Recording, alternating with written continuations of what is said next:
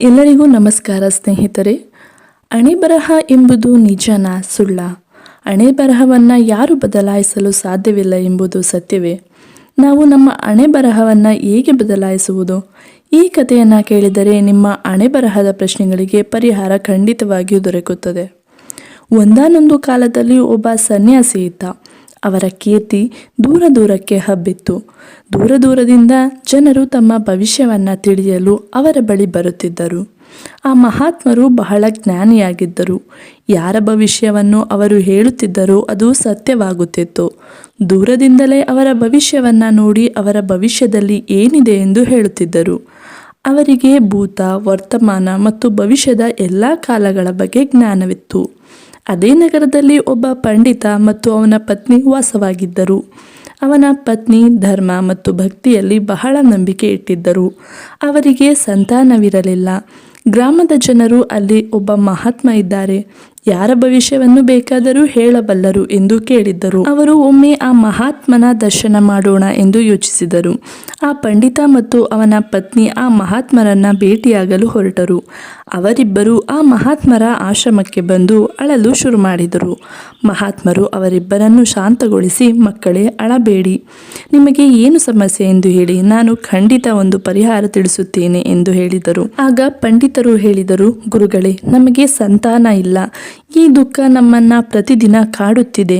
ನಿಮ್ಮ ಬಗ್ಗೆ ನಾವು ಬಹಳ ಕೇಳಿದ್ದೇವೆ. ಅದಕ್ಕಾಗಿಯೇ ನಿಮ್ಮ ಬಳಿ ಬಂದಿದ್ದೇವೆ. ನಮ್ಮ ಭವಿಷ್ಯವನ್ನು ನೋಡಿ ನಮಗೆ ಪುತ್ರ ಸುಖ ಸಿಗುತ್ತದೆಯೋ ಇಲ್ಲವೋ ಹೇಳಿ ಎಂದರು. ಆಗ ಮಹಾತ್ಮರು, ನೀವು ಚಿಂತಿಸಬೇಡಿ ಎಂದು ತಕ್ಷಣ ಮಹಾತ್ಮರು ಪಂಡಿತನ ಪತ್ನಿಗೆ ಆಶ್ರಮದ ದೇವಸ್ಥಾನದಿಂದ 2 ಸೇಬು ತಂದು ಕೊಟ್ಟು, ನೀವಿಬ್ಬರು ಇದನ್ನು ತಿನ್ನಿರಿ, ನಿಮಗೆ ಖಂಡಿತ ಸಂತಾನ ಪ್ರಾಪ್ತಿ ಆಗುತ್ತದೆ ಎಂದರು. ನಂತರ ಅವರು ಮಹಾತ್ಮರಿಗೆ ನಮಸ್ಕರಿಸಿ ತಮ್ಮ ಮನೆಗೆ ಹೋದರು. ಅಲ್ಲಿಂದ ಕೆಲವೇ ತಿಂಗಳುಗಳಲ್ಲಿ ಹಾಗೆಯೇ ಆಯಿತು. 1 ವರ್ಷದ ನಂತರ ಅವರ ಮನೆಯಲ್ಲಿ ಪುತ್ರ ಜನನವಾಯಿತು. ಪಂಡಿತ ಮತ್ತು ಅವನ ಪತ್ನಿ ಬಹಳ ಸಂತೋಷಪಟ್ಟರು. ಪಂಡಿತ ಅವನ ಪತ್ನಿಯ ಬಳಿ ಮಹಾತ್ಮರನ್ನ ತಮ್ಮ ಮನೆಗೆ ಕರೆದು ಅವರ ಸೇವೆಯನ್ನ ಮಾಡೋಣವೇ ಎಂದು ಹೇಳಿದನು. ನಂತರ ಪಂಡಿತ ಮತ್ತು ಅವನ ಪತ್ನಿ ಮಹಾತ್ಮರನ್ನ ತಮ್ಮ ಮನೆಗೆ ಕರೆದೊಯ್ದು ಅವರ ಸೇವೆಯನ್ನ ಮಾಡಿದರು. ತನ್ನ ಮಗನಿಗೆ ಅರ್ಜುನ ಎಂದು ಹೆಸರಿಟ್ಟನು. ಆಗ ಪಂಡಿತ ಹೇಳಿದನು, ಗುರುದೇವ, ನಮ್ಮ ಮಗನ ಭವಿಷ್ಯವನ್ನ ನೋಡಿ ಹೇಳಿ, ಅವನು ಭವಿಷ್ಯದಲ್ಲಿ ಏನು ಮಾಡುತ್ತಾನೆ ಎಂದು ಹೇಳಿ ಎಂದರು. ಆಗ ಮಹಾತ್ಮರು, ಇವನು ದೊಡ್ಡವನಾದಾಗ 8 ವರ್ಷ ತುಂಬಿದಾಗ ನನ್ನ ಬಳಿ ಕರೆದುಕೊಂಡು ಬಾ, ನಿನ್ನ ಮಗನ ಭವಿಷ್ಯವನ್ನು ಹೇಳುತ್ತೇನೆ ಎಂದು ಅಲ್ಲಿಂದ ಹೋದರು. ಕಾಲಕ್ರಮೇಣ ಪಂಡಿತನ ಮಗನಿಗೆ 8 ವರ್ಷ ಆಯಿತು. ಒಂದು ದಿನ ಪಂಡಿತ ತನ್ನ ಮಗನನ್ನು ಕರೆದುಕೊಂಡು ಆಶ್ರಮಕ್ಕೆ ಹೋದಾಗ ಅಲ್ಲಿ ಜನಸಂದಣಿಯನ್ನು ನೋಡಿದನು. ಪಂಡಿತನ ಮಗ ತಂದೆಯನ್ನ ಕೇಳಿದನು, ಅಪ್ಪ, ಇಲ್ಲಿ ಎಲ್ಲರೂ ಏಕೆ ಸೇರಿದ್ದಾರೆ ಎಂದು. ಆಗ ಪಂಡಿತನು ತನ್ನ ಮಗನಿಗೆ, ಇವರು ತ್ರಿಕಾಲಜ್ಞಾನಿ, ಭವಿಷ್ಯವನ್ನು ತಿಳಿಯಬಲ್ಲರು, ಎಲ್ಲರೂ ತಮ್ಮ ಭವಿಷ್ಯವನ್ನು ತಿಳಿಯಲು ಬಂದಿದ್ದಾರೆ ಎಂದನು. ಆಗ ಆ ಹುಡುಗ ಮಹಾತ್ಮರ ಬಳಿ ಹೋಗಿ, ಗುರುದೇವ, ನನ್ನ ಭವಿಷ್ಯವನ್ನು ನೋಡಿ ಹೇಳಿ ಎಂದನು. ಆ ಮಗುವಿನ ಮಾತನ್ನು ಕೇಳಿ ಗುರುವು ಮೊದಲು ನಿರಾಕರಿಸಿದರು. ಆದರೆ ನಂತರ ಮಗುವಿನ ಒತ್ತಾಯಕ್ಕೆ ಬಗ್ಗಿ, ಮಗುವೆ, ನಾನು ನಿನ್ನ ಭವಿಷ್ಯವನ್ನು ನೋಡುತ್ತೇನೆ, ನನ್ನ ಮುಂದೆ ಬಂದು ಕುಳಿತುಕೋ ಎಂದರು. ನಂತರ ಮಹಾತ್ಮರು ತಮ್ಮ ಗ್ರಂಥವನ್ನು ತೆರೆದು ಪಂಡಿತರ ಮಗನ ನೆತ್ತಿಯನ್ನು ನೋಡಿದರು. ಗಣನೆ ಮಾಡಿದಾಗ ಪಂಡಿತನ ಮಗನ ವಿವಾಹವು ಕೀಳು ಕುಲದ ಹುಡುಗಿ ಜೊತೆ ಆಗಲಿದೆ ಎಂದು ತಿಳಿದು ಚಿಂತೆಗೆ ಒಳಗಾದರು. ಇವನು ಜಾತಿಯಲ್ಲಿ ಬಹಳ ಹೆಚ್ಚಿನ ಕುಲದ ಬ್ರಾಹ್ಮಣ, ಆದರೆ ಇವನ ಮಗನ ವಿವಾಹವು ಕೀಳು ಕುಲದ ಹುಡುಗಿ ಜೊತೆ ಆಗಲಿದೆ. ಹೀಗೆ ಆದರೆ ಇವನು ಎಲ್ಲಿಯೂ ಸರಿ ಹೊಂದುವುದಿಲ್ಲ, ಯಾರ ಮುಂದೆಯೂ ತಲೆ ಎತ್ತಿ ನಿಲ್ಲಲು ಸಾಧ್ಯವಾಗುವುದಿಲ್ಲ. ಮಹಾತ್ಮ ಈ ಎಲ್ಲವನ್ನು ಪಂಡಿತರಿಗೆ ಹೇಳಿದರು. ಇದನ್ನು ಕೇಳಿ ಪಂಡಿತರು ಹೇಳಿದರು, ಗುರುದೇವ, ಇದು ಆಗಬಾರದು, ನಾನು ಭವಿಷ್ಯವನ್ನು ಬದಲಾಯಿಸುತ್ತೇನೆ ಎಂದರು. ಮಹಾತ್ಮರು ಗ್ರಂಥವನ್ನು ಬಹಳ ಆಳವಾಗಿ ಪರಿಶೀಲಿಸಿದಾಗ ಗಂಗಾ ನದಿಯ ದಡದಲ್ಲಿ ಒಬ್ಬ ಮೀನುಗಾರನ ಕುಟುಂಬ ವಾಸವಾಗಿದೆ ಎಂದು ತಿಳಿದು ಬಂದಿತು. ಆ ಕುಟುಂಬದಲ್ಲಿ ಈಗಾಗಲೇ 5 ಹೆಣ್ಣು ಮಕ್ಕಳು ಜನಿಸಿದ್ದರು. ಆ ಮೀನುಗಾರನ 5ನೇ ಮಗಳ ವಯಸ್ಸು ಕೇವಲ 3 ವರ್ಷ. ಆಕೆಯ ಹೆಸರು ಶಕುಂತಲೆ. ಪಂಡಿತನ ಮಗನ ವಿವಾಹ ಆ ಹುಡುಗಿಯ ಜೊತೆ ಆಗುತ್ತದೆ ಎಂದು ಅವನ ಭವಿಷ್ಯದಲ್ಲಿ ಬರೆದಿದೆ ಎಂದು ಆ ಮಹಾತ್ಮರು ಹೇಳಿದರು. ಇದನ್ನು ಕೇಳಿ ಪಂಡಿತನು, ತಾನು ನನ್ನ ಮಗನ ಭವಿಷ್ಯವನ್ನು ಬದಲಾಯಿಸುತ್ತೇನೆ, ಆ ಶಕ್ತಿ ನನ್ನಲ್ಲಿದೆ. ಒಮ್ಮೆ ಅವನ ಭವಿಷ್ಯವನ್ನು ತಿಳಿದುಕೊಂಡರೆ ಅದನ್ನು ಬದಲಾಯಿಸಲು ನಾನು ಸಮರ್ಥನಾಗಿದ್ದೇನೆ ಎಂದು ಯೋಚಿಸಿದನು. ಗುರುಗಳಿಗೆ, ಗುರುದೇವ, ಇಂದು ಭವಿಷ್ಯ ದೊಡ್ಡದೋ ಅಥವಾ ನಾನು ದೊಡ್ಡವನೋ ಎಂದು ನೋಡೋಣ. ನಂತರ ಬ್ರಹ್ಮನಿಂದ ಬರೆದ ಲೇಖನವನ್ನು ಬದಲಾಯಿಸಲು ಪಂಡಿತ ಹೋಗುತ್ತಾನೆ. ಹೋಗುತ್ತಾ ಹೋಗುತ್ತಾ ಆ ಮೀನುಗಾರನ ಮನೆಯನ್ನು ತಲುಪುತ್ತಾನೆ. ಉಜ್ಜಯಿನಿಯ ಪ್ರಸಿದ್ಧ ಪಂಡಿತ ತನ್ನ ಮನೆಯ ಬಾಗಿಲಲ್ಲಿ ನಿಂತಿದ್ದನ್ನು ನೋಡಿ ಮೀನುಗಾರ ಬಹಳ ಗೌರವದಿಂದ ಸ್ವಾಗತಿಸಿದನು. ನೀವು ನನ್ನಂತಹ ಬಡವನ ಮನೆಗೆ ಬಂದಿರುವುದು ನನ್ನ ಪುಣ್ಯ ಎಂದನು. ಪಂಡಿತ ಹೇಳಿದನು, ಮೀನುಗಾರನೇ, ನಾನು ನಿನ್ನ ಬಳಿ ಒಂದು ಕೆಲಸಕ್ಕಾಗಿ ಬಂದಿದ್ದೇನೆ. ನಿನ್ನ ಮನೆಯಲ್ಲಿ 3 ವರ್ಷದ ಹೆಣ್ಣು ಮಗು ಇದೆಯೇ? ಮೀನುಗಾರ ಹೇಳಿದನು, ಹೌದು, ನಮ್ಮ ಮನೆಯಲ್ಲಿ 3 ವರ್ಷದ ಹೆಣ್ಣು ಮಗು ಇದೆ. ಪಂಡಿತನು ಅವಳ ಹೆಸರು ಶಕುಂತಲೆ ಎಂದಿದೆಯೇ ಎಂದು ಕೇಳಿದನು. ಮೀನುಗಾರ, ಹೌದು ಪಂಡಿತರೇ, ಅವಳ ಹೆಸರು ಶಕುಂತಲೆ ಎಂದನು. ಪಂಡಿತ ಹೇಳಿದನು, ಮೀನುಗಾರನೇ, ನನ್ನ ಗುರುವು ಭವಿಷ್ಯವನ್ನು ತಿಳಿಯುವ ಶಕ್ತಿಯನ್ನು ಹೊಂದಿದ್ದಾರೆ. ಅವರು ನನಗೆ ಕೆಲವು ಮಂತ್ರಗಳನ್ನು ಕೊಟ್ಟಿದ್ದಾರೆ. ನಾನು ಇಲ್ಲಿಂದ ಹೋಗುವಾಗ ನಿನ್ನ ಮೇಲೆ ದೊಡ್ಡ ಸಮಸ್ಯೆ ಬರಲಿದೆ ಎಂದು ಕಂಡುಬಂದಿತು. ನಿನ್ನ ಅತ್ಯಂತ ಕಿರಿಯ ಮಗಳು ನಿನ್ನ ಮನೆಯಲ್ಲಿ ಇರುವವರೆಗೂ ನಿನ್ನ ಮನೆಯಲ್ಲಿ ಗಂಡು ಮಗು ಜನಿಸುವುದಿಲ್ಲ. ನೀನು ನಿನ್ನ ಮನೆಯ ಆವರಣದಲ್ಲಿ ಮಗು ಆಡುತ್ತಿರುವುದನ್ನು ನೋಡಬೇಕೆಂದರೆ ನಿನ್ನ ಚಿಕ್ಕ ಮಗಳನ್ನು ಮನೆಯಿಂದ ಹೊರಕಳಿಸಬೇಕೆಂದು ಪಂಡಿತ ಮೀನುಗಾರನಿಗೆ ಹೇಳಿದನು. ಇದನ್ನು ಕೇಳಿದ ಮೀನುಗಾರನು, ಪಂಡಿತರೇ, ಅವಳು ಇನ್ನೂ ಚಿಕ್ಕ ಮಗು, 3 ವರ್ಷವೂ ಆಗಿಲ್ಲ. ನಾನು ಅವಳನ್ನು ಹೇಗೆ ಬಿಡಲಿ ಎಂದನು. ಪಂಡಿತನು, ನಾನು ನಿನ್ನ ಸಮಸ್ಯೆ ಹೇಳಬಲ್ಲೆ ಎಂದರೆ ಅದಕ್ಕೆ ಪರಿಹಾರವನ್ನು ನೀಡಬಲ್ಲೆ. ನನಗೆ ಹೆಣ್ಣು ಮಗಳು ಇಲ್ಲ. ನೀನು ನಿನ್ನ ಮಗಳನ್ನು ನನಗೆ ಕೊಡು. ನಾನು ಅವಳನ್ನು ಚೆನ್ನಾಗಿ ನೋಡಿಕೊಳ್ಳುತ್ತೇನೆ. ದೊಡ್ಡವಳಾದ ಮೇಲೆ ಒಳ್ಳೆಯ ವರನನ್ನು ಹುಡುಕಿ ಮದುವೆ ಮಾಡುತ್ತೇನೆ ಎಂದನು. ಮಗನ ಆಸೆಯಿಂದ ಮರುಗಿದ ಮೀನುಗಾರನು ತನ್ನ ಚಿಕ್ಕ ಮಗಳನ್ನು ಪಂಡಿತರಿಗೆ ಕೊಟ್ಟುಬಿಟ್ಟನು. ಪಂಡಿತ ಮನಸ್ಸಲ್ಲಿ ಬಹಳ ಸಂತೋಷಪಟ್ಟು ಆ ಚಿಕ್ಕ ಹುಡುಗಿಯನ್ನು ಕೊಂಡೊಯ್ದನು. ಹೋಗುತ್ತಾ ಹೋಗುತ್ತಾ ಅವನಿಗೆ ಈ ಚಿಕ್ಕ ಹುಡುಗಿಯನ್ನು ಕೊಂದರೆ ನನಗೆ ಬಾಲಹತ್ಯೆಯ ಪಾಪ ಬರುತ್ತದೆ ಎನಿಸಿತು. ಆದ್ದರಿಂದ ಆ ಹುಡುಗಿಯನ್ನು ತೊಡೆದು ಹಾಕಲು ಕಮ್ಮಾರನ ಬಳಿ ಹೋಗಿ ಒಂದು ಮರದ ಪೆಟ್ಟಿಗೆಯನ್ನು ಮಾಡಿಸಿದನು. ಆ ಪೆಟ್ಟಿಗೆಯಲ್ಲಿ ಆ ಶಿಶುವನ್ನು ಹಾಕಿ ನದಿಯಲ್ಲಿ ಬಿಟ್ಟನು. ಆ ಪೆಟ್ಟಿಗೆ ಸ್ವಲ್ಪ ದೂರ ಹೋಗಿ ಮುಳುಗಿ ಹುಡುಗಿ ಸತ್ತು ಹೋಗುತ್ತಾಳೆ ಎಂದು ಭಾವಿಸಿದನು. ಹೀಗೆ ಮಾಡಿದರೆ ನನ್ನಿಂದ ಯಾವುದೇ ಪಾಪ ಆಗುವುದಿಲ್ಲ ಎಂದು ಭಾವಿಸಿ ಮನೆಗೆ ಹೋದನು. ಆದರೆ ಯಾರೂ ತಮ್ಮ ಭವಿಷ್ಯವನ್ನು ಬದಲಾಯಿಸಲಾಗುವುದಿಲ್ಲ. ಆ ಹುಡುಗಿಯ ಹಣೆಯಲ್ಲಿ ಭವಿಷ್ಯ ಬರೆದಿತ್ತು. ಆ ಪೆಟ್ಟಿಗೆ ಮುಳುಗಲಿಲ್ಲ. ನದಿಯು ಆ ಪೆಟ್ಟಿಗೆಯನ್ನು ಒಂದು ಗ್ರಾಮದ ದಡಕ್ಕೆ ತಂದಿತ್ತು. ಆ ಗ್ರಾಮದ ಒಬ್ಬ ಪಂಡಿತ ಬೆಳಗ್ಗೆ ಸ್ನಾನಕ್ಕೆಂದು ಆ ನದಿಯ ಬಳಿ ಹೋದಾಗ ಆ ಪೆಟ್ಟಿಗೆಯನ್ನು ನೋಡಿ ಅದನ್ನು ತೆರೆದಾಗ ಅದರಲ್ಲಿ ಒಬ್ಬ ಸುಂದರ ಹುಡುಗಿ ತನ್ನ ಬೆರಳನ್ನು ಚೀಪುತ್ತಿದ್ದಳು. ಆ ಪಂಡಿತನಿಗೆ ಸಂತಾನ ಇರಲಿಲ್ಲ. ಪ್ರತಿದಿನ ಗಂಗಾದೇವಿಯನ್ನು ಕೇಳುತ್ತಿದ್ದನು. ಆ ಹುಡುಗಿಯನ್ನು ನೋಡಿ ಗಂಗಾದೇವಿಯು ತನ್ನ ಪ್ರಾರ್ಥನೆಯನ್ನು ಕೇಳಿ ಈ ಹುಡುಗಿಯನ್ನು ನನಗೆ ಕೊಟ್ಟಿದ್ದಾಳೆ ಅನಿಸಿತು. ಆಗ ಆ ಹುಡುಗಿಯನ್ನ ತನ್ನ ಮನೆಗೆ ಕರೆದುಕೊಂಡು ಹೋದನು. ಮನೆಗೆ ಬಂದು ಅವನ ಹೆಂಡತಿಗೆ ಈ ಹುಡುಗಿಯನ್ನ ತೋರಿಸಿದಾಗ ಅವಳು ಈ ಹುಡುಗಿ ಯಾರೆಂದು ಕೇಳಿದಳು.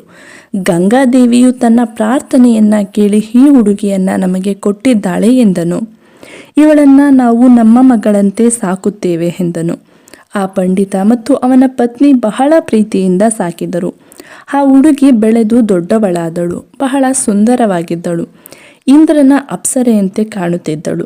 ಮಗಳು ದೊಡ್ಡವಳಾದಾಗ ಪಂಡಿತನ ಹೆಂಡತಿ ತನ್ನ ಗಂಡನಿಗೆ, ನಮ್ಮ ಮಗಳು ಮದುವೆ ವಯಸ್ಸಿಗೆ ಬಂದಿದ್ದಾಳೆ, ಅವಳಿಗೆ ವರನನ್ನು ಹುಡುಕಿ ಎಂದಳು. ತನ್ನ ಏಕೈಕ ಮಗಳಿಗೆ ವರನನ್ನು ಹುಡುಕಲು ಪಂಡಿತ ಹೊರಟನು. ವರನನ್ನು ಹುಡುಕುತ್ತಾ ಅವನು ಉಜ್ಜಯಿನಿಗೆ ಬಂದನು. ಹೀಗೆ ಬಂದಾಗ ಒಬ್ಬ ಪಂಡಿತನ ಹೆಸರು ಕೇಳಿ ಬಂತು. ಆ ಪಂಡಿತನ ಕುಟುಂಬ ಬಹಳ ಒಳ್ಳೆಯದು ಹಾಗೂ ಅವನಿಗೆ ಒಬ್ಬ ಮಗನಿದ್ದನು ಎಂದು ಹೇಳಿದರು. ಆ ಪಂಡಿತನ ಮನೆಗೆ ಹೋಗಿ ಮಾತನಾಡಿದರೆ ನಿಮ್ಮ ಮಗಳಿಗೆ ಒಳ್ಳೆಯ ಗಂಡ ಸಿಗುತ್ತಾನೆ ಎಂದು ಜನರು ಹೇಳಿದರು. ಆ ಮಾತನ್ನು ಕೇಳಿ ಆ ಪಂಡಿತನ ಮನೆಗೆ ಹೋಗಲು ನಿರ್ಧರಿಸಿದನು. ಆ ಪಂಡಿತನ ಮನೆಗೆ ಹೋಗಿ ಮಾತನಾಡಿದಾಗ ತನ್ನ ಮಗಳ ಸೌಂದರ್ಯವನ್ನ ಹೇಳಿ ತನ್ನ ಮಗಳನ್ನು ಆ ಪಂಡಿತನ ಮಗನಿಗೆ ಮದುವೆ ಮಾಡಲು ಬಂದಿರುವುದಾಗಿ ಹೇಳಿದನು. ಆಗ ಪಂಡಿತನಿಗೆ ಬಹಳ ಸಂತೋಷವಾಯಿತು. ತನ್ನ ಮಗನ ಭವಿಷ್ಯ ಬದಲಾಗಿದೆ ಎಂದು ಭಾವಿಸಿದನು. ತನ್ನ ಮಗನ ಮದುವೆಗೆ ದಿನ ನಿಗದಿಯಾಯಿತು ಮತ್ತು ಮೊದಲ ಪಂಡಿತನು ಮನೆಗೆ ಹೋಗಿ ತನ್ನ ಹೆಂಡತಿಗೆ ಎಲ್ಲವನ್ನು ಹೇಳಿದನು. ಕೆಲವು ದಿನಗಳ ನಂತರ ಮದುವೆ ದಿನ ಬಂದಿತು. ಆ ಪಂಡಿತನು ತನ್ನ ಮಗನ ಮದುವೆಗೆ ಭಾರತನ್ನು ಕೊಂಡೊಯ್ದು ಮೊದಲ ಪಂಡಿತನ ಗ್ರಾಮಕ್ಕೆ ಹೋಗುತ್ತಿದ್ದಾಗ ನಾನು ತನ್ನ ಮಗನ ಭವಿಷ್ಯವನ್ನು ಬದಲಾಯಿಸುತ್ತಿದ್ದೇನೆ ಎಂದು ಭಾವಿಸಿದ್ದನು. ಆದರೆ ಯಾರು ತಾನೇ ತಮ್ಮ ಭವಿಷ್ಯವನ್ನು ಬದಲಾಯಿಸುವರು? ಒಮ್ಮೆ ಬರೆದ ಲಿಪಿ ಮುಗಿಯುವುದಿಲ್ಲ. ಎಷ್ಟೇ ಪ್ರಯತ್ನಿಸಿದರೂ ಭವಿಷ್ಯವನ್ನು ಬದಲಾಯಿಸಲು ಸಾಧ್ಯವಿಲ್ಲ.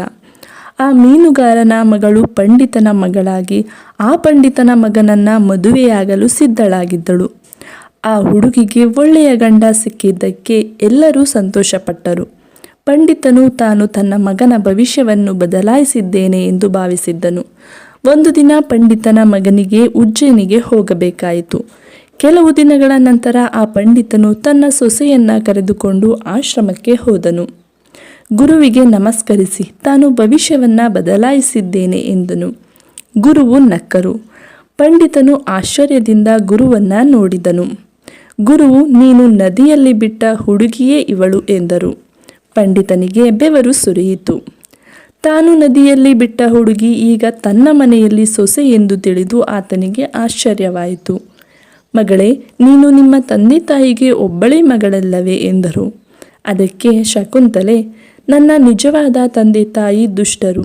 ನನ್ನನ್ನು 3 ವರ್ಷ ಇದ್ದಾಗಲೇ ಗಂಗಾ ನದಿಗೆ ಎಸೆದರು ಮತ್ತು ಇವರು ನನಗೆ ಹೊಸ ಜೀವನವನ್ನು ನೀಡಿದರು. ಅಂದಿನಿಂದ ಇವರೇ ನನ್ನ ಹೆತ್ತವರು ಎಂದಳು. ಪಂಡಿತನು ಅದೇ ಸಾಹುಕಾರನ ಮಗಳು ಎಂದು ಸಾಬೀತುಪಡಿಸಿದಾಗ ಪಂಡಿತನು ಶಕುಂತಲೆಯನ್ನು ತೊಡೆದು ಹಾಕಲು ಉಪಾಯವನ್ನು ಕಂಡುಕೊಂಡನು ಮತ್ತು ತನ್ನ ಸೊಸೆಗೆ, ನಿನಗೆ ಮೊದಲ ಮಗ ಆಗಬೇಕಾದರೆ ಆಗ ನೀನು ನನ್ನೊಂದಿಗೆ ಸಮುದ್ರಕ್ಕೆ ಬರಬೇಕು ಎಂದನು. ಮಾವ ಮತ್ತು ಸೊಸೆ ಇಬ್ಬರು ಸಮುದ್ರವನ್ನು ತಲುಪಿದಾಗ ಪಂಡಿತನು ತನ್ನ ಕೈಯಿಂದ ಉಂಗುರವನ್ನು ತೆಗೆದು ಸಮುದ್ರಕ್ಕೆ ಎಸೆದು ಹೀಗೆ ಹೇಳಿದನು, ಮಗಳೇ, ನೀನು ಈ ಉಂಗುರವನ್ನು ಪಡೆಯುವ ದಿನ ನೀನು ನಮ್ಮ ಮನೆಗೆ ಬರಬಹುದು. ಈ ಉಂಗುರ ಸಿಗದೆ ನೀನು ನಿಮ್ಮ ತಂದೆ ಮನೆಗೆ ಅಥವಾ ನನ್ನ ಮನೆಗೆ ಬಂದರೆ ಬ್ರಾಹ್ಮಣ ಶಾಪಗ್ರಸ್ತರಾಗುತ್ತೀರಿ. ಆದ್ದರಿಂದ ನೀನು ಈ ಉಂಗುರ ಸಿಗುವವರೆಗೂ ಎಲ್ಲಿಯೂ ಹೋಗಬಾರದು. ನೀನು ನನ್ನ ಮಾತನ್ನು ಪಾಲಿಸಿದರೆ ನಿನಗೆ ಗಂಡು ಮಗು ಆಗುತ್ತದೆ ಹಾಗೂ ಅದೃಷ್ಟವೂ ಹೆಚ್ಚುತ್ತದೆ. ಹೀಗೆ ಹೇಳುತ್ತಾ ಪಂಡಿತನು ಅವಳನ್ನು ಸಮುದ್ರ ತೀರದಲ್ಲಿ ಬಿಟ್ಟು ತನ್ನ ಮನೆಗೆ ಹಿಂತಿರುಗಿದನು. ಶಕುಂತಲಾ ಸಾಕಷ್ಟು ಪ್ರಯತ್ನಿಸಿದರೂ ಉಂಗುರ ಸಿಗಲಿಲ್ಲ. ಉಂಗುರ ಸಿಗದಿದ್ದಾಗ ಅಪ್ಪನ ಮನೆಗೂ ಹೋಗಲಾಗದೆ ಗಂಡನ ಮನೆಗೂ ಹೋಗಲಾಗದೆ ಬೇರೆ ದಾರಿಯಲ್ಲಿ ಹೋದಳು. ನಂತರ ಅವಳು ಮುಂದೆ ಹೋದಾಗ ಎದುರಿಂದ ತಮ್ಮ ಹಳ್ಳಿಯ ಕಡೆಗೆ ಹೋಗುತ್ತಿದ್ದ ರಜಪೂತ ಕುಟುಂಬವನ್ನು ನೋಡಿದಳು. ರಜಪೂತ ಕುಟುಂಬ ಈ ಹುಡುಗಿಯನ್ನು ಕಂಡಾಗ, ಮಗಳೇ, ಈ ಕಾಡಿನಲ್ಲಿ ಒಬ್ಬಂಟಿಯಾಗಿ ಏಕೆ ತಿರುಗುತ್ತಿದ್ದೀಯಾ? ಈ ಕಾಡಿನಲ್ಲಿ ಅನೇಕ ಪ್ರಾಣಿಗಳಿವೆ ಎಂದರು. ಅದಕ್ಕೆ ಆ ಹುಡುಗಿ, ನಾನೇನು ಮಾಡಲಿ? ನಾನು ತೊಂದರೆಗೆ ಬಲಿಯಾಗಿದ್ದೇನೆ ಮತ್ತು ನನಗೆ ಈ ಜಗತ್ತಿನಲ್ಲಿ ಯಾರೂ ಇಲ್ಲ ಎಂದಳು. ಆಗ ರಜಪೂತ ಮನೆಯವರು ಹೇಳಿದರು, ಮಗಳೇ, ನೀನು ಬಯಸಿದರೆ ನಮ್ಮೊಂದಿಗೆ ಬಾ ಎಂದರು. ಇದನ್ನು ಕೇಳಿದ ಶಕುಂತಲೆ ತನ್ನನ್ನು ತಾನು ರಕ್ಷಿಸಿಕೊಂಡಳು. ಈ ರೀತಿ ರಜಪೂತ ಕುಟುಂಬದ ಮುಖ್ಯಸ್ಥರಾಗಿದ್ದ ಅವರು ತಮ್ಮ ಮನೆಯಲ್ಲಿ ಅಡುಗೆ ಮಾಡಲು ನೇಮಿಸಿಕೊಂಡರು. ಅವರು ಆ ಪಂಡಿತನಿಗೆ ಅತ್ಯಂತ ಆತ್ಮೀಯ ಗೆಳೆಯರಾಗಿದ್ದರು. ಸ್ವಲ್ಪ ಸಮಯದ ನಂತರ ಪಂಡಿತನ ಮಗ ಮನೆಗೆ ಬಂದು ಶಕುಂತಲೆ ಬಗ್ಗೆ ತನ್ನ ತಂದೆಯ ಬಳಿ ಕೇಳಿದಾಗ ಪಂಡಿತನು ಸೊಸೆಯು ಗಂಗಾ ನದಿಯಲ್ಲಿ ಸ್ನಾನ ಮಾಡುವಾಗ ಮುಳುಗಿದಳು ಎಂದು ಹೇಳಿದನು. ಇದನ್ನು ಕೇಳಿ ಪಂಡಿತನ ಮಗನಿಗೆ ಬಹಳ ದುಃಖವಾಯಿತು. ಮತ್ತೊಂದೆಡೆ ರಜಪೂತ ಕುಟುಂಬವು ಅದೇ ಗ್ರಾಮದಲ್ಲಿ ನೆಲೆಸಿದೆ. ಆ ಗ್ರಾಮದ ಒಬ್ಬ ಪಂಡಿತನು ತನ್ನ ಮಗಳ ಮದುವೆ ಪ್ರಸ್ತಾಪಕ್ಕೆ ಮತ್ತೆ ಮನೆಗೆ ಬಂದನು. ಆ ಪಂಡಿತನು ತನ್ನ ಮಗಳ ಮದುವೆಗೆ ಪ್ರಸ್ತಾಪಿಸಿದಾಗ, ನಾವು ನಿಮ್ಮ ಮಗಳನ್ನು ನಮ್ಮ ಮಗನಿಗೆ ಮದುವೆ ಮಾಡುತ್ತೇವೆ. ಆದರೆ ಮೊದಲು ನಿಮ್ಮ ಮಗಳನ್ನು ನೋಡುತ್ತೇವೆ, ನಂತರ ಮಾತ್ರ ಅವರು ಮದುವೆಯಾಗುತ್ತಾರೆ ಎಂದನು. ಏಕೆಂದರೆ ಅದೇ ಮೀನುಗಾರನ ಮಗಳು ತನ್ನ ಮಗನ ಹಣೆಬರಹದಲ್ಲಿ ಬರೆದಿರುವ ಮಗಳು ಮತ್ತೆ ಮದುವೆಯಾಗಬಹುದೆಂಬ ಭಯ ಪಂಡಿತನಿಗೆ ಇತ್ತು. ಈ ಷರತ್ತನ್ನು ಇಬ್ಬರೂ ಒಪ್ಪಿದರು. ಮತ್ತೊಂದೆಡೆ ಸಮುದ್ರದಲ್ಲಿ ಪಂಡಿತ ಬಿಸಾಕಿದ್ದ ಉಂಗುರವನ್ನು ಮೀನು ನುಂಗಿರುತ್ತದೆ. ಒಮ್ಮೆ ಮೀನುಗಾರನು ಬಲೆಯನ್ನು ಹಾಕಿದಾಗ ಆ ಮೀನು ಸಿಗುತ್ತದೆ. ಮೀನುಗಾರನು ಮೀನುಗಳನ್ನು ಮಾರುತ್ತಾ ರಜಪೂತ ಕುಟುಂಬ ಇರುವ ಮನೆಯ ಹತ್ತಿರ ಬಂದಾಗ ಆ ಮನೆಯ ಮುಖ್ಯಸ್ಥ ಮೀನನ್ನು ಖರೀದಿಸಿ ಶಕುಂತಲೆ ಬಳಿ ಬಂದು, ಮಗಳೇ, ನನಗೆ ಮೀನು ಎಂದರೆ ಬಹಳ ಪ್ರೀತಿ. ನೀನು ನನಗಾಗಿ ಇದನ್ನು ಮಾಡುವೆಯಾ ಎನ್ನುತ್ತಾನೆ. ಅದಕ್ಕೆ ಶಕುಂತಲೆ, ಅಪ್ಪಾಜಿ, ನಾನು ಮೀನು ತಿನ್ನುವುದಿಲ್ಲ, ಆದರೆ ನಿಮಗಾಗಿ ನಾನು ಇದನ್ನು ಮಾಡುತ್ತೇನೆ ಎಂದು ಮೀನನ್ನು ಹಿಡಿದು ಕೊಯ್ಯಲು ಮುಂದಾಗುತ್ತಾಳೆ. ಮೀನನ್ನ ಕುಯ್ದ ತಕ್ಷಣ ಉಂಗುರ ಉರುಳಿ ಕೆಳಗೆ ಬೀಳುತ್ತದೆ. ಇದನ್ನ ಅವಳು ತೆಗೆದುಕೊಂಡು ಇದು ಅದೇ ಉಂಗುರ ಅಲ್ಲವೇ ಎಂದು ನೋಡುತ್ತಾಳೆ. ಈ ಕಡೆ ಪಂಡಿತ ಅವನ ಮಗನನ್ನ ಕರೆದುಕೊಂಡು, ಮಗನೇ, ನನಗೆ ಹತ್ತಿರವಾಗಿರುವ ರಜಪೂತ ಸ್ನೇಹಿತ ಕುಟುಂಬ ಇಲ್ಲಿಗೆ ಬಂದಿದೆ. ಮೊದಲು ಅವರನ್ನ ಭೇಟಿ ಮಾಡಿ ಆ ನಂತರ ನಿನಗೆ ನೋಡಬೇಕಾಗಿರುವ ಹುಡುಗಿಯ ಮನೆ ಬಳಿ ಹೋಗೋಣ ಎನ್ನುತ್ತಾನೆ. ಅದಕ್ಕೆ ಅವನ ಮಗನು, ತಂದೆಯೇ, ನೀವು ಹೇಗೆ ಹೇಳುತ್ತೀರಾ ಹಾಗೆ ಎಂದು ಹೇಳುತ್ತಾನೆ. ನಂತರ ಇಬ್ಬರೂ ರಜಪೂತನ ಮನೆಗೆ ಬಂತಾರೆ. ರಜಪೂತನು ತನ್ನ ಸ್ನೇಹಿತ ಪಂಡಿತ ಬರುತ್ತಿರುವುದನ್ನು ಕಂಡು ಖುಷಿಪಟ್ಟನು. ಅವನನ್ನು ಗೌರವದಿಂದ ಉಪಚರಿಸಿದನು. ನಂತರ ಶಕುಂತಲೆಯನ್ನ ಕರೆದು, ಮಗಳೇ, ನನ್ನ ಸ್ನೇಹಿತ ಬಂದಿದ್ದಾನೆ, ಅವರಿಗೆ ನೀರಿನ ವ್ಯವಸ್ಥೆಯನ್ನ ಮಾಡಿ ಎಂದನು. ಶಕುಂತಲೆ ಬಂದಳು. ಶಕುಂತಲೆ ಪಂಡಿತನನ್ನ ನೋಡಿದಳು ಮತ್ತು ಪಂಡಿತ ಶಕುಂತಲೆಯನ್ನ ನೋಡಿದನು ಮತ್ತು ಅವಳ ಬಳಿ ಅವಳ ಕೈಯಲ್ಲಿ ಉಂಗುರವನ್ನು ಕೂಡ ನೋಡಿದನು. ನಂತರ ಅವರು ಅರಿತುಕೊಂಡರು, ದೇವರು ನಮ್ಮೆಲ್ಲರಿಗಿಂತ ದೊಡ್ಡವನು, ನಾವು ಕೇವಲ ಪಾತ್ರಧಾರಿಗಳು ಅಷ್ಟೇ ಎಂದು. ನಂತರ ಪಂಡಿತರಿಗೆ ಅವರ ತಪ್ಪಿನ ಅರಿವಾಯಿತು. ನಾನು ಸೃಷ್ಟಿಯನ್ನ ಬದಲಾಯಿಸಲು ಏನೆಲ್ಲ ಪ್ರಯತ್ನಿಸಿದರೂ ಕೂಡ ನಿಮ್ಮ ಹಣೆಯಲ್ಲಿ ಏನು ಬರೆದಿದೆಯೋ ಅದೇ ಆಯಿತು ಎಂದನು. ಸ್ನೇಹಿತರೆ, ದೇವರ ನಿಯಮವನ್ನ ಯಾರೂ ಬದಲಾಯಿಸಲು ಸಾಧ್ಯವಿಲ್ಲ. ನಮ್ಮ ಹಣೆಯಲ್ಲಿ ಏನು ಬರೆಯಲಾಗಿದೆ ಅದು ಖಂಡಿತವಾಗಿಯೂ ನಡೆಯುತ್ತದೆ. ಈ ಕಥೆ ನಿಮಗೆ ಇಷ್ಟವಾಗಿದ್ದರೆ ನಮ್ಮ ಚಾನೆಲ್ಗೆ ಸಬ್ಸ್ಕ್ರೈಬ್ ಆಗಿ, ಹಾಗೆ ಈ ವಿಡಿಯೋಗೆ ಒಂದು ಲೈಕ್ ಮಾಡಿ. ಎಲ್ಲರಿಗೂ ಧನ್ಯವಾದಗಳು.